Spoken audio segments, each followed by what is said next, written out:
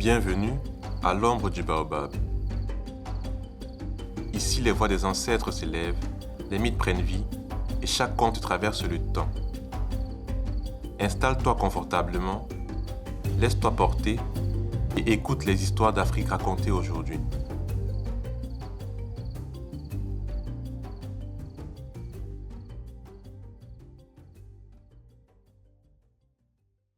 Certaines trahisons commencent par un simple secret. Et parfois, ceux que l'on appelle amis sont les plus dangereux de tous. Car Anansi n'aimait pas perdre. Et lorsqu'on lui prenait quelque chose, il trouvait toujours un moyen de le reprendre.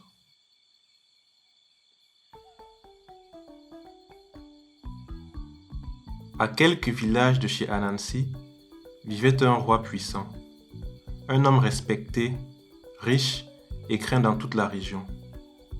Mais ce que le royaume admirait le plus, c'était ses 3 filles, 3 princesses connues pour leur beauté. Et pourtant, personne ne connaissait leur nom. Le roi avait gardé ce secret pour lui seul et pour sa famille. Mais un matin, il fit une annonce qui bouleversa tout le royaume. L'homme qui découvrira les noms de mes filles pourra les épouser. À cet instant, partout dans le village, les hommes commencèrent à réfléchir. Mais Anansi, lui, avait déjà commencé à préparer son plan.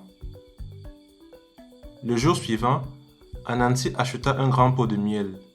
Puis, sans perdre de temps, il partit vers la rivière où les princesses avaient l'habitude de se baigner. Quand il arriva, il remarqua un arbre couvert de magnifiques fruits. Alors, il grimpa discrètement jusqu'aux branches. Et là, il recouvrit plusieurs fruits de miel. Puis, il attendit. Quelques instants plus tard, les princesses arrivèrent près de l'eau. Anansi observa en silence. Puis, au bon moment, il laissa tomber un premier fruit. Une des princesses le ramassa. Elle goûta et aussitôt ses yeux s'illuminèrent. « Venez goûter !» Et dans son excitation, elle appela ses sœurs par leur nom. En entendant cela, Anansi sourit. Le piège fonctionnait. Alors il recommença. Et avant même le départ des princesses, Anansi connaissait désormais les 3 secrets du roi. À peine descendu de l'arbre, Anansi courut vers la ville. Dans son esprit, tout était déjà réglé. Les princesses seraient bientôt à lui. Mais avant cela, il devait impressionner toute la cour royale. Alors il convoqua les grands hommes du royaume pour le lendemain matin. Puis, pensant agir intelligemment, il alla voir son ami, le lézard. Anansi lui confia une mission simple. Quand le roi demandera les noms, le lézard devra les annoncer devant toute la cour. Et sans méfiance, Anansi lui révéla les 3 noms secrets. À ce moment-là, Anansi croyait encore tout contrôler. Le lendemain matin, le palais était plein. Les conseillers, les guerriers, les anciens du royaume, tous attendaient. Anansi s'avança vers le trône. « Majesté, vous avez promis vos filles à celui qui découvrira leur nom. » Le roi acquiesça lentement. Alors Anansi fit signe au lézard. Le lézard leva sa trompette. Et devant toute la cour, il prononça les 3 noms secrets. Un immense silence tomba sur la salle. Même le roi semblait incapable d'y croire. Mais une promesse royale ne pouvait être retirée. Et contre toute attente, les 3 princesses furent données au lézard. Pendant quelques secondes, Anansi resta immobile. Puis son visage changea. La surprise laissa place à la colère. « C'est moi qui ai trouvé les noms. Sans moi, le lézard n'aurait rien su. » Il réclama 2 princesses. Le roi refusa. Alors, Anansi demanda au moins une épouse. Mais le roi refusa encore.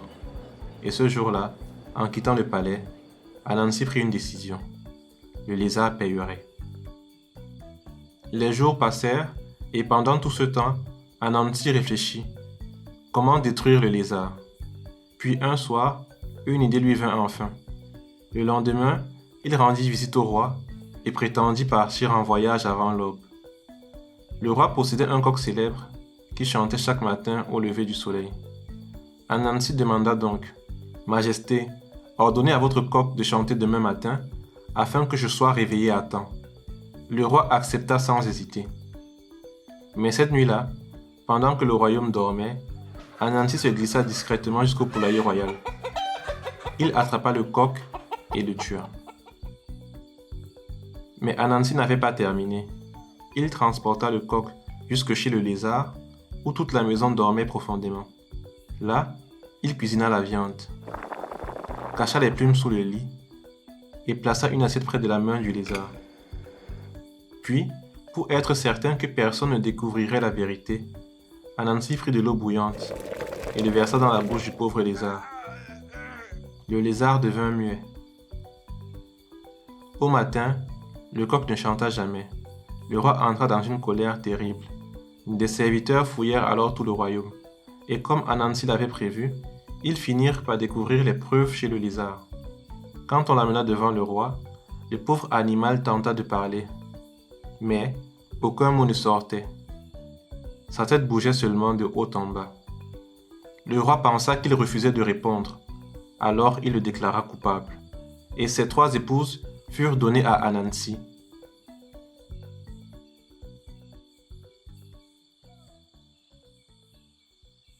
Depuis ce jour, les lézards hochent toujours la tête de haut en bas, comme s'ils répétaient encore « Comment ai-je pu faire confiance à Anansi ?» Car certains hommes utilisent leur intelligence pour protéger les autres, et d'autres pour manipuler, mentir et transformer la confiance en arme. Et parfois, la plus grande erreur n'est pas de rencontrer quelqu'un de mauvais, mais d'ignorer les signes quand il montre déjà qui il est.